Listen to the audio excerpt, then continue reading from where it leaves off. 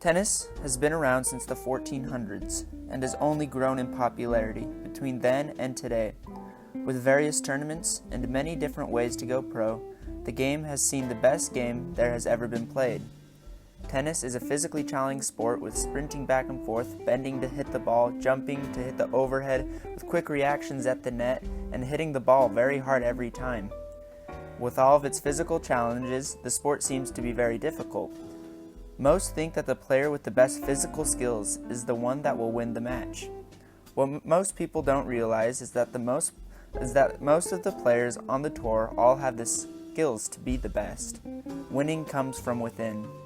Success comes from hard work, but once you have mastered the strokes, it becomes a complete mental game. In an article written by Carousel, it states, "It is well known that tennis is as much mental as it is physical. While it is hard to precisely quantify how mental tennis is, many argue that the sport is 80% mental and 20% physical. The best players to ever play tennis are the ones that are able to play the mental game of tennis. The mental game of tennis consists of positive thinking and confidence. Confidence goes a long way in tennis. Knowing that you can do it will show that you can really do it. It is much easier said than done." One example of the mental challenges of tennis is in the well-known player John McEnroe.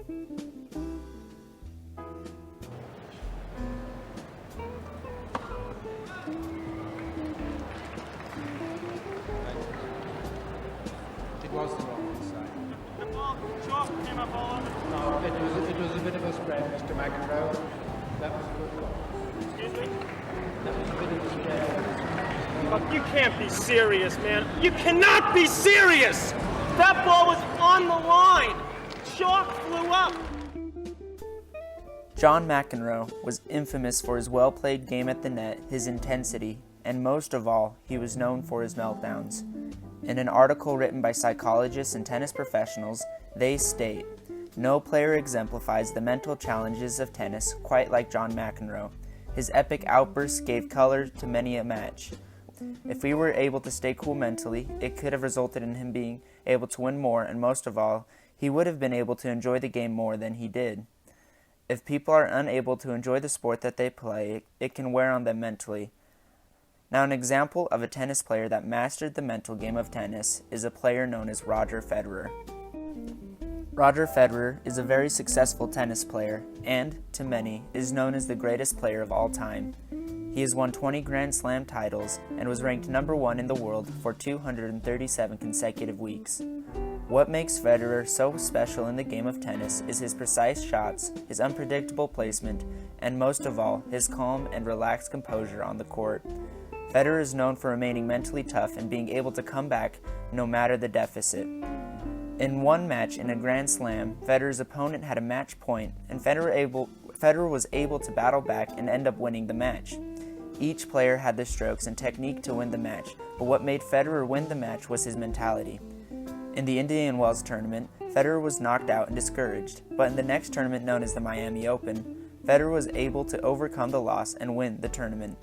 In an article by Patrick Cohn and talks about an interview after Federer won the match, he states, "It was great, fantastic. Did not really want to think too much about it until it really happened, especially what happened in Indian Wells.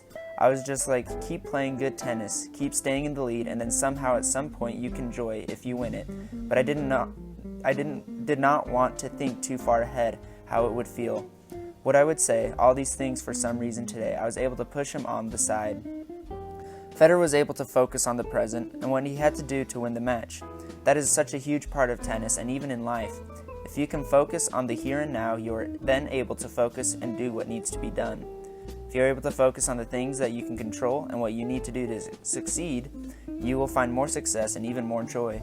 One example of someone that has found a lot of joy in tennis is a former tennis coach of Weber High School and tennis teacher, Peter Kurtz. Why do you like tennis? Give me a second.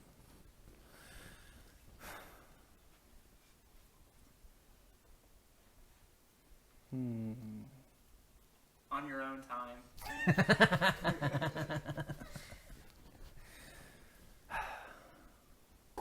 It's so hard. It's so hard talking to a camera. I think if I look at you, it'll be easier. Yeah, just look look at me. Don't worry about the camera. Why do you like tennis, Peter? I like tennis because it's really fun for one. I love being able to hit the ball. I also love how it's very strategic, where each point is a little bit different. You have another point is you have a lot of different shots. You have the serve, you have the volley, you have ground strokes, and you have to work on footwork, and it's very, there's a lot of aspects to tennis. Those are some of the reasons. And most importantly is the strategy. I love how strategic you have to be. You have strategies such as targeting your opponent's backhand, or maybe putting them up to the net so that you can pass them with a slice shot, different things like that. Yeah, that's good. Now, why did you decide to become a tennis coach? The reason I decided to become a tennis coach is while I was in high school, I had a lot of opportunities to be a tennis coach. This one clinic in my hometown offered me a job, and since I've been a tennis coach for a long time, and I realized that I really enjoyed it, just having that opportunity in Grantsville, where I grew up. And I love being able to see improvement in my students, being able to see them put the things that I suggest into practice. That's good. And why do you think tennis is such a hard sport mentally? I would say because it's a sport of the person that loses is the one that makes an error first. So it's all about errors, and you have to be able to deal with failure of so many times during a tennis match. Whether you hit it into the net or you hit an easy shot that your opponent can just destroy. I'd say it's a sport of errors. And also, once you get to the higher level of tennis, it's who has a weaker part of their game. So let's say you have a weak backhand, your opponent will be able to push that and be able to take advantage of that weakness.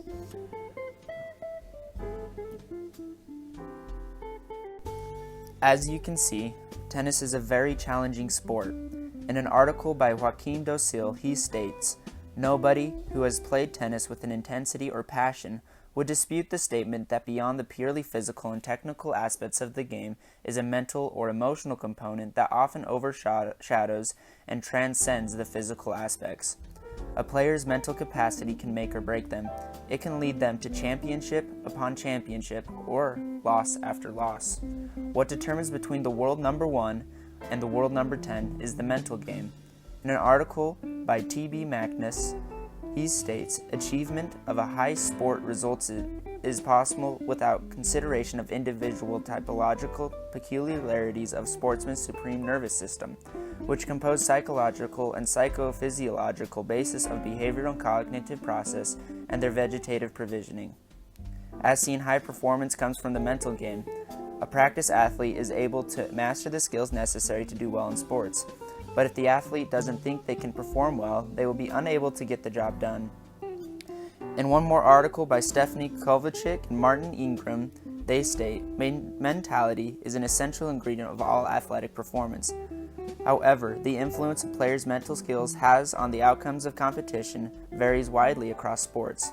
In tennis, the mental part of the game is one of the biggest components to performing well.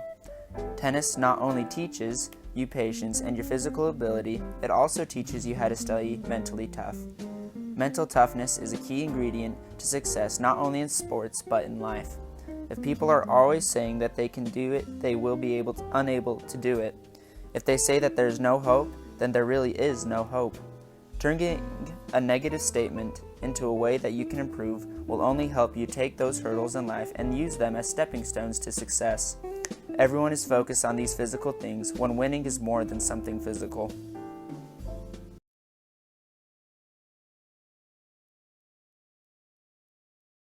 Tennis just really sucks.